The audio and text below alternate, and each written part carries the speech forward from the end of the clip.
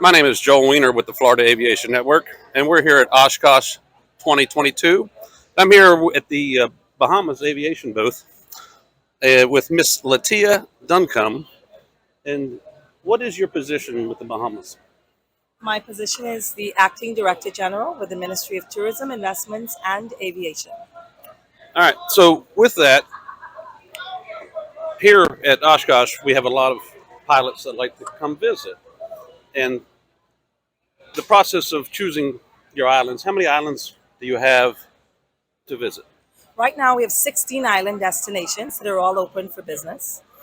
When we look at the choice in terms of which island you'd want to visit, it's diverse. We have 30 airports that government owned, 54 overall, and 29 with ports of entry. So once a pilot decides the Bahamas is where he wants, selects an island, then he just flies in. Options can be found on Bahamas.com, where we showcase each of our 16 island destinations, virtual tours, things to do, where to stay. We have it all, Joe. You do. I travel the Bahamas 2 to 3 times a month. Last week I got to visit Nassau 4 times because my customers they stayed at Bahamar and had a good time, and it was their destination for their corporate meeting, and so I've got to take the members of the corporation back and forth, and got to visit Nassau for a few minutes. I just drop and go. Um, but I got a few questions on for say if somebody wants to go fishing. Mhm. What would be a good island to go visit for a fishing expedition? So if you want to fish, there's Abaco, there's Bimini, there's Andros that's known for fly fishing, flats fishing. One of the things I encourage everyone to do is to look at the island itself and look at some of the things that it offers. And then think of what you want to explore while you're in the Bahamas. Because you can get fishing and something else based on the destination that you decide to visit.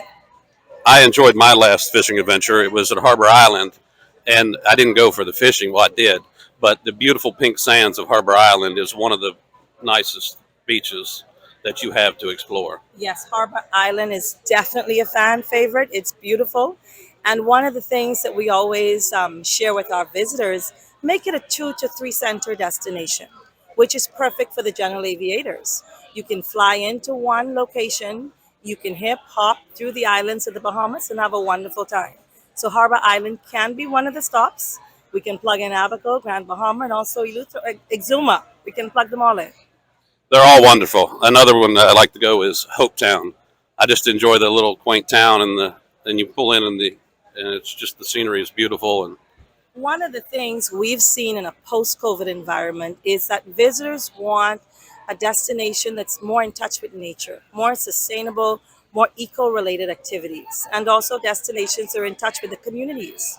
And so we've seen that even in a COVID environment, the Bahamas was the perfect place for a bubble.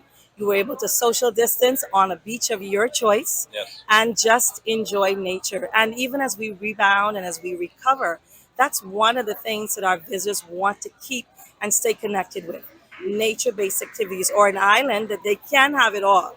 You can have a little fun and party in, but you can wind down and relax as well. that's the great thing about the Bahamas is there's so many things to do, and there you have fishing and snorkeling and boating and sailing, and then there's several islands that have casinos, and there's some people that like to do that, and in the last year you have enhanced a few airports in the Bahamas. Marsh Harbor has been recovering from the previous with the hurricane. Bimini has a brand new runway, which is wonderful. Norman's Cay has a brand new runway. Staniel Cay has a runway that's a year old. Do you see any more improvements over the next few years? Absolutely. I think we're doing some work with Grand Bahama as well. I So see. our Department of Aviation has established a public-private partnership, and we are looking at it because when you look at it, when we look at tourism, and we want to attract individuals to the destination, the way that they get there generally is through aviation and through the airports. So we Yes. must ensure that getting in and out is as comfortable as possible. And then when you're there, we need to make sure that there are accommodations and there are places to stay, which is how investment opportunities then become available. And so Bahamas Invest is making it easier for a lot of the investors that are interested to actually come and have a look at shelf-ready investments. And we've converted it into a one-stop shop. Oh, wow. Yes, led by Director Felicia Woods Hannah, and so it's amazing. One of the things we're doing here in the Bahamas is we're looking at the destination, looking at the opportunities, and we're not saying I want this instead of that. We're saying what are the opportunities that exist, and how do we capitalize on all of them. So even if we look at tourism, the tourism perspective, there's boating, fishing, diving, there's general aviation, there's romance, there's sports, there's emerging markets. So what we're seeking to maintain our market share, grow in the markets that we're there, and also explore in new and emerging markets as well. Speaking of investments, I've recently had somebody come to me wanting to invest in property in the Bahamas. How would they go about that? Bahamas Invest. The first thing I would say is to send a communication to Bahamas Invest, and they will provide options. They have shelf ready investment opportunities that are there. And if you find that what's available is not what you're interested in, then let's have the conversation and we'll make it happen. We'll let you know what the requirements are based on your preference, based on the island that you want to invest in, and then we move from there. That's great, great. I'll briefly talk about the hurricane recovery in the Abacos. I've seen it come back. I was there 3 days after the storm. I worked for Firehouse Subs, and we took 500 sandwiches in to feed the people that were waiting to get off the island. And we've come a long way from that. What is the future of safety and for hurricane type recovery? And When we look at the Bahamas and what we have to offer, we do not compromise from a safety perspective. And so if it means that the building codes need to be stronger because of climate change and the way that the hurricanes are coming, absolutely they will be. And Abaco and Grand Bahama has been really affected. And Abaco is a bit personal to me. It's actually my home. And to see a place where you've grown up all your life just flattened, it was very difficult for me. But we are a resilient people and we are rebounding. And one of the ways that everyone can help the destination is to just come, visit, enjoy both Abaco and Grand Bahama.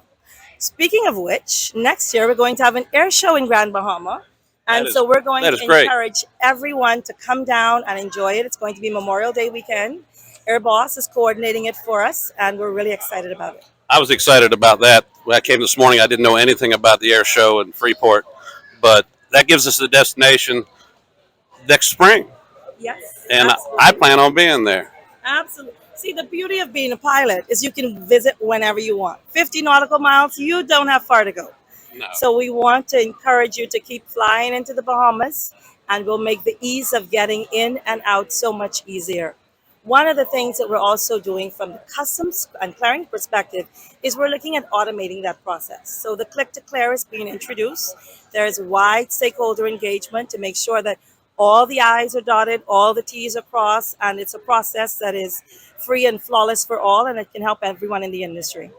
And the click to clear, for those that haven't heard of that, it's a lot like the EAPIS in the United States. It's electronic transmission of passenger information, and I'm excited to learn more about that today. And I'm working with AOPA along with you, and moving forward. Absolutely. So when we look at the destination and when we look at clearance, there's some information that is required. And it's important that that information is communicated. It can be sent in a very clear, concise, and timely manner. Right. Nothing that's onerous, just what's required, and we keep it moving. Well, we thank you, Litia, and we'll do this again. And reporting from Oshkosh 2022, this is Joel Weaner with the Florida Aviation Network, reporting in the clear.